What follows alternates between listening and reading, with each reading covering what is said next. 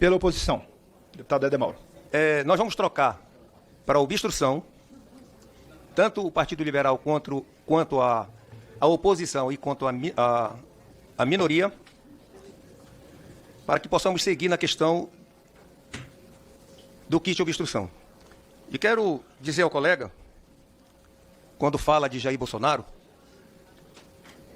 para alertá-lo de que a vontade da extrema esquerda, ou diria até da suprema esquerda, porque não existe esquerda mais no país, não existe PSOL nem PT mais no país, o que existe é a suprema esquerda.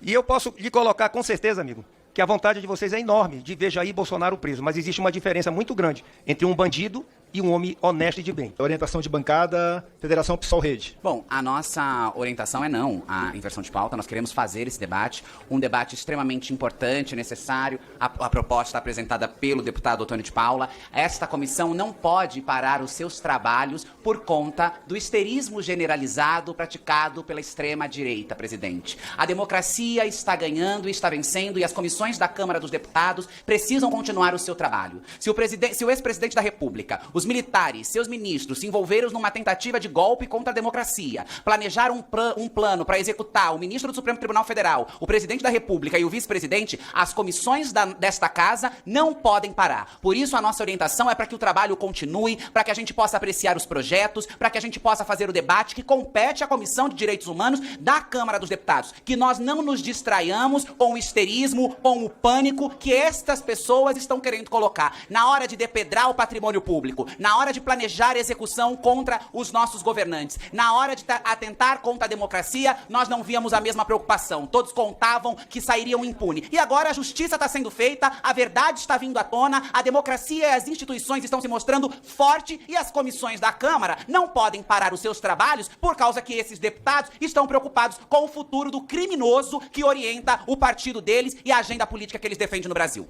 Eu gostaria de lembrar aos nobres e nobres deputados e nobres deputadas que a orientação da deputada Érica, né, ela norteia exatamente o tema. Ela diz que a comissão não pode ser interrompida, e aí ela dá os exemplos dela, mas ela está dentro do tema. Acho que a gente tem condição de fazer isso. Então, muito obrigado, deputada Érica, para poder usar como exemplo a sua orientação. Mas a gente vai chegar numa equação, se eu não tenho dúvida disso.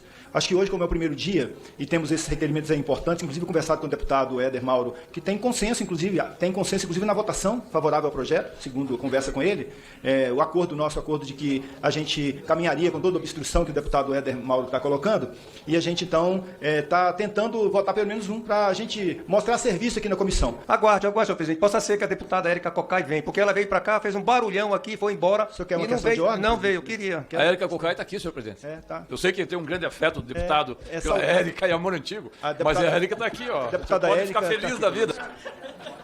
Eu vou, inclusive... Que vergonha.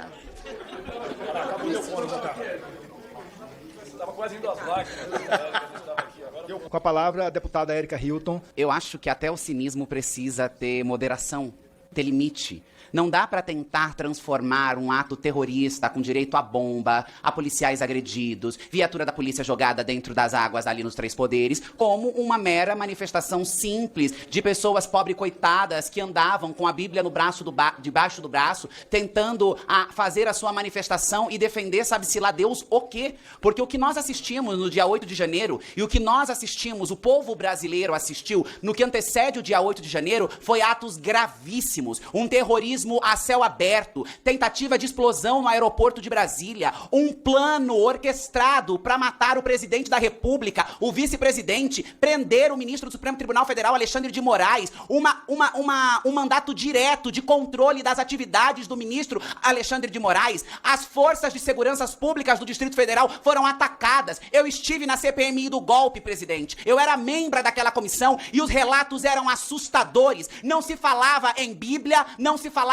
em batom, não se falava em senhorinha, se falava em um bando de gente extremamente violenta e agressiva. Inclusive, uma das policiais teve o seu capacete amassado por conta de uma pancada apaulada que esses manifestantes inocentes, vítimas, pobres coitados, deram contra a cabeça dessa agente de segurança pública. O que me parece é que bandido bom e bandido morto têm as suas preferências. Esses tipos de bandidos que nós estamos tratando aqui agora, que o Supremo Tribunal Federal, de maneira acertada, tem investigado e condenado, parece que esses valem. Agora, aquelas pessoas pobres, da periferia, vítimas de um estado de desigualdade, aí é melhor prender, é melhor matar, todo mundo é vagabundo, ninguém presta. Agora, quem entra dentro da sede dos 3 poderes, tem a capacidade de arrancar as calças e defecar sobre a mesa, aí é pobres coitados, aí são senhores, podem gritar, podem surtar, a democracia e a justiça e as instituições brasileiras estão prevalecendo. Eu acho que a única inocência ou que o único coitadismo que essas pessoas têm é o de terem caído na lábia e na cilada desses organizadores de facção e quadrilha, que induziram essas pessoas a acamparem na frente dos quartéis, a virem aqui para Brasília e fazerem um horror terrorista que nós assistimos.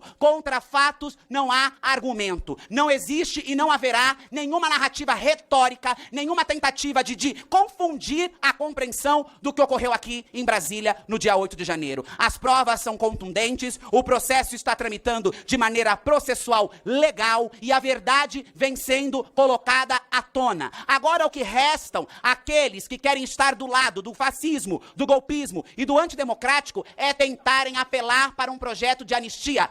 Não haverá espaço para a anistia. O povo brasileiro e as instituições não aceitarão que o terrorismo praticado por criminosos contra a democracia brasileira, contra a sede dos 3 poderes, com um plano de execução contra a vida do presidente, do vice-presidente e do ministro Alexandre de Moraes, passe impune ou despercebido, porque existe uma narrativa de pobres coitados que estavam apenas usando batons e Bíblia. Não vimos batom, não vimos Bíblia. Vimos ataque à democracia e à sede dos 3 poderes. Obrigada, presidente.